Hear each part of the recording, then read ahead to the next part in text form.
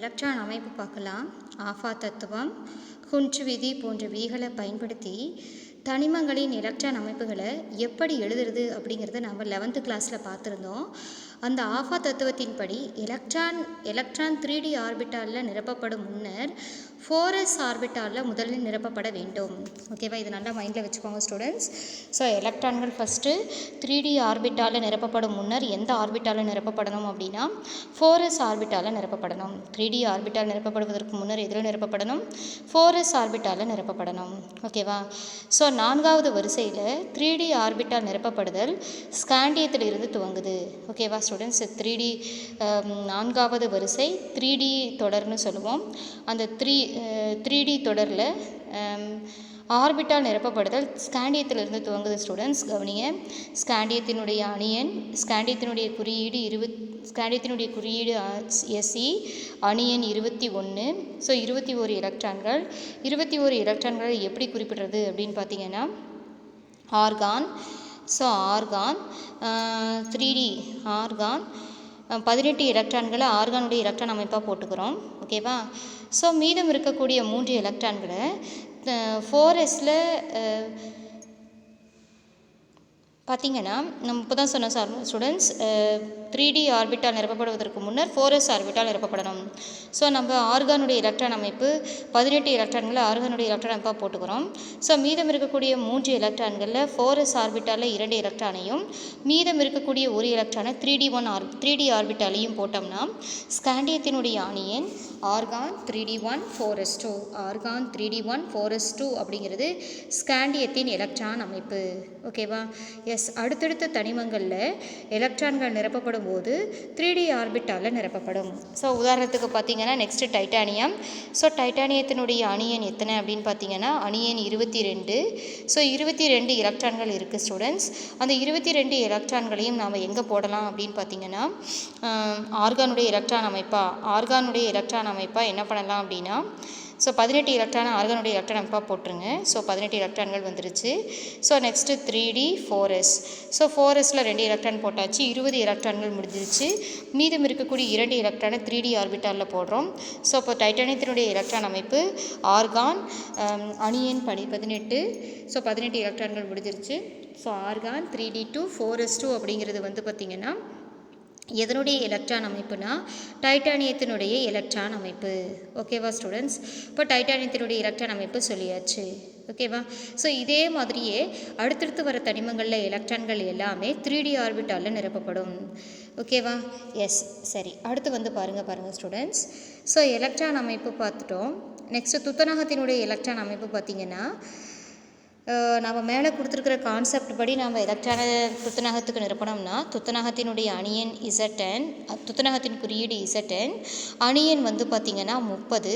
So இதில் 30 எலக்ட்ரான்கள் இருக்குது. 30 எலக்ட்ரானை நம்ம எப்படி நிரப்புகிறோம்னா ஸோ ஃபஸ்ட்டு 18 எலக்ட்ரானை ஆர்கானுடைய எலக்ட்ரான் அமைப்பாக எழுதிடுறோம்.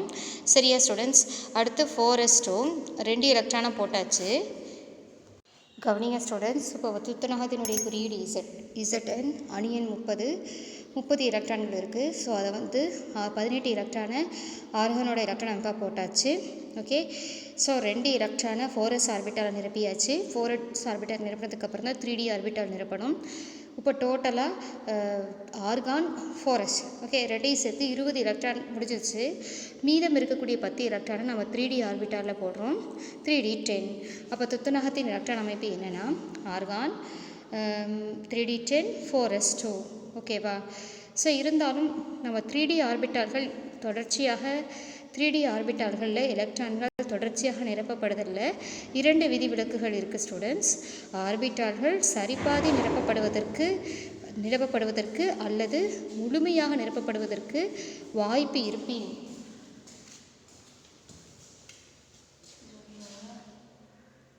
எலக்ட்ரான்கள் நிரப்பப்படுவதில் 2 விதிவிலக்கு இருக்குது ஸ்டூடெண்ட்ஸ். ஸோ முழுமையாக நிரப்பப்படுவதற்கு வாய்ப்பு இருந்தால் சரிபாதி நிரப்புவதற்கு அல்லது முழுமையாக நிரப்பப்படுவதற்கு வாய்ப்பு இருந்தால் அத்தகைய நிலைகளை மிகவும் நிலைப்புத்தன்மை உடையது அப்படின்னு சொல்கிறாங்க. அதுக்கு முன்னுரிமை கொடுக்கணும்னு சொல்கிறாங்க. இப்போ குரோமியம் பார்த்திங்கன்னா குரோமியம் மற்றும் தாமிரம் ஆகியவற்றின் எலக்ட்ரான் அமைப்பு கொடுத்துட்டாங்க. குரோமியத்தினுடைய அணியன் பார்த்திங்கன்னா 24. ஸோ 24 நாம் எப்படி குறிப்பிட்டிருக்காங்கன்னு பாருங்கள். குரோமியம் Cr அணியன் 24 எலக்ட்ரான் அமைப்பு எழுதலாம். எலக்ட்ரான் அமைப்பு எழுதும்போது 18 எலக்ட்ரானை ஆர்கானுடைய எலக்ட்ரான் அமைப்பாக போட்டுறோம் ஸ்டூடெண்ட்ஸ். எஸ். மீதம் இருக்கக்கூடிய எலக்ட்ரானை என்ன பண்ணுறோம்? ஃபஸ்ட் நம்ம ஒற்றை நிரவுதலை செய்யணும் ஸ்டூடெண்ட்ஸ். ஒற்றை நிரவுதலை செய்யும்போது பார்த்திங்கன்னா 4sல ஒரு எலக்ட்ரான் வந்துடும். ஓகேவா? மொத்தமாக 18 + 1 19 எலக்ட்ரான் வந்துருச்சு. அடுத்து 3D ஆர்பிட்டாலில் மொத்தம் 5 ஆர்பிட்டால்.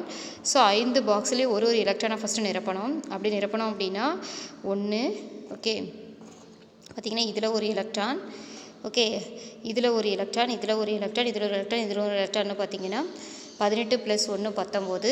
அடுத்து 3Dயில் பார்த்தீங்கன்னா முதல் ஆர்பிட்டாலில் 1 20, அடுத்து 1 21, அடுத்து 22 23 24. இப்போ 3D ஆர்பிட்டாலில் 5 எலக்ட்ரான்கள் வரும். இப்போ குரோமியத்தினுடைய எலக்ட்ரான் அமைப்பு பார்த்திங்கன்னா 3D5 ஆர்கான் 3D5 4s1. ஓகேவா? இப்போ ஒற்றை நிரவுதலை பண்ணதுக்கப்புறம் தான் நம்ம இரட்டை நிரவுதலை பண்ணணுங்கிற அந்த ரூலின் படி இப்போது நம்ம நிலைப்புத்தன்மை உடைய 3D ஆர்பிட்டால் வர்றதுனால நாம் குரோமியத்தினுடைய எலக்ட்ரான் அமைப்பை ஆர்கான் 3D5 4s1ன்னு எழுதுகிறோம். ஓகேவா? அப்போ நம்ம ஜிங்க்குக்கும் அதே மாதிரி எழுதலாம் ஸ்டூடெண்ட்ஸ். கவனிங்க, ஜிங்கின் துத்தநாகத்தினுடைய அணியன் 30. அந்த 30 எலக்ட்ரானை நம்ம எப்படி குறிப்பிட்றோம் அப்படின்னு பார்த்தீங்கன்னா ஆர்கான் 18 எலக்ட்ரானை ஆர்கானுடைய எலக்ட்ரான் அமைப்பாக எழுதிக்கலாம். சரி ஸ்டூடெண்ட்ஸ். அடுத்து வந்து 4s1. நெக்ஸ்ட்டு 3D ஆர்பிட்டால் இருக்கும். 19 எலக்ட்ரான் சரியாயிடுச்சு. Next 3D orbital. 3D ஆர்பிட்டாலில் என்ன பண்ணணும் பாருங்கள். ஃபஸ்ட்டு ஒற்றை நிரவுதலை பண்ணணும். எஸ், ஒற்றை நிரவுதலை பண்ணதுக்கப்புறம் தான் இரட்டை நிரவுதலை பண்ணணும் ஸ்டூடெண்ட்ஸ். அப்படி பார்க்கும்போது என்ன வருது பாருங்கள். 3D ஆர்பிட்டால் மொத்தம் 19 எலக்ட்ரான் வந்துருச்சு. நெக்ஸ்ட்டு 18 19 மொத்தம் 19 வந்துருச்சு. 20 21 22 23 24, நெக்ஸ்ட்டு 25 26 27 28 29. ஓகேவா? எஸ். பாருங்கள் 18 ஆர்கானுடைய எலக்ட்ரான் அமைப்பு ஆர்கான் வந்து 18 எலக்ட்ரான்கள் முடிஞ்சிருச்சு. அடுத்து வந்து பார்த்திங்கன்னா மீதம் இருக்கக்கூடிய ஒரு எலக்ட்ரானை வந்து 4s ஆர்பிட்டாலில் போட்டோம். 4s ஆர்பிட்டாலில் ஒரு எலக்ட்ரானை போட்டிருக்கோம். 19வது எலக்ட்ரான் 4s ஆர்பிட்டாலையும்.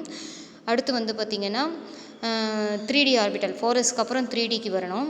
3Dயில் வந்து பார்த்திங்கன்னா என்ன பண்ணோம்? 3Dயில் என்ன பண்ணணும் ஸ்டூடெண்ட்ஸ்? ஒற்றை நிரவுதலை பண்ணணும். அப்போ 3D ஆர்பிட்டால் நிறைவேறிச்சு. பார்த்திங்கன்னா இப்போ மொத்தமாக பார்த்திங்கன்னா 29 எலக்ட்ரான்கள் வந்துருச்சு. மீதம் இருக்கக்கூடிய ஒரு எலக்ட்ரானையும் நம்ம என்ன பண்ணுறோம்? 4s ஆர்பிட்டாலேயே போட்டோம்னா ஜிங்கினுடைய எலக்ட்ரான் அமைப்பு என்ன வரும்னா ஆர்கான் 3D10 4s2 அப்படிங்கிற மாதிரி எலக்ட்ரான் அமைப்பு வரும். சரிபாதி மற்றும் முழுமையாக நிரப்பப்பட்ட D ஆர்பிட்டால்கள் அதிக நிலைப்புத்தன்மை உடையது. குரோமியமும் ஜிங்க்கும் அதிக நிலைப்புத்தன்மை உடைய எலக்ட்ரான் அமைப்பு எலக்ட்ரானின் சீரான பங்கீட்டு மற்றும் பரிமாற்ற ஆற்றல்களின் காரணமாக நிலையான எலக்ட்ரான் அமைப்பை பெற்றிருக்குதுன்னு சொல்லியிருக்காங்க. புரியுதா ஸ்டூடெண்ட்ஸ்? அடுத்து வந்து பார்த்திங்கன்னா குறிப்பு கொடுத்துருக்காங்க ஸ்டூடெண்ட்ஸ்.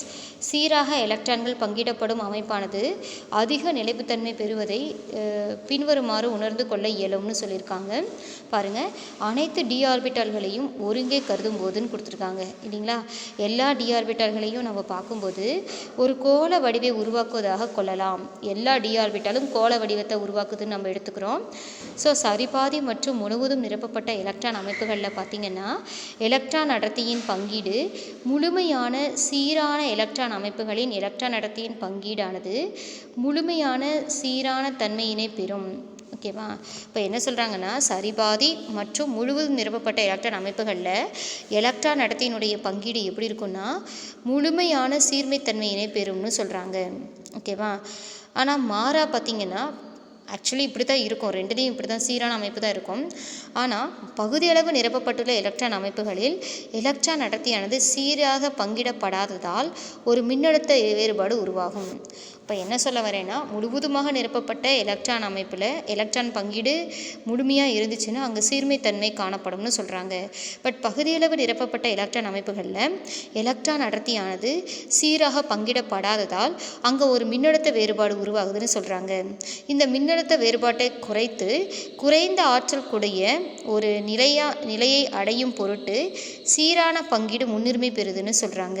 ஓகேவா ஸ்டூடெண்ட்ஸ்? பகுதியளவு நிரப்பப்பட்ட எலக்ட்ரான் அமைப்புகளில் அமைப்புகளில் எலக்ட்ரான் அடர்த்தி வந்து சீராக பங்கிடப்படாதனால ஒரு மின்னழுத்த வேறுபாடு உருவாகுதுன்னு சொல்லிட்டாங்க ஸ்டூடெண்ட்ஸ். இந்த மின்னழுத்த வேறுபாட்டை குறைத்து குறைந்த ஆற்றலுடன் கூடிய நிலையினை அடையும் பொருட்டு சீரான பங்கீடு முன்னுரிமை பெறுதுன்னு சொல்லியிருக்காங்க. சரி, மேற்கண்ட ஒரு சில தனிமங்களில் காணப்படும் விதிவிலக்குகளை தவிர்த்து டி தொகுதி தனிமங்களினுடைய பொதுவான எலக்ட்ரான் அமைப்பு என்ன அப்படின்னா 1 மார்க்கில் கேட்பாங்க ஸ்டூடெண்ட்ஸ்.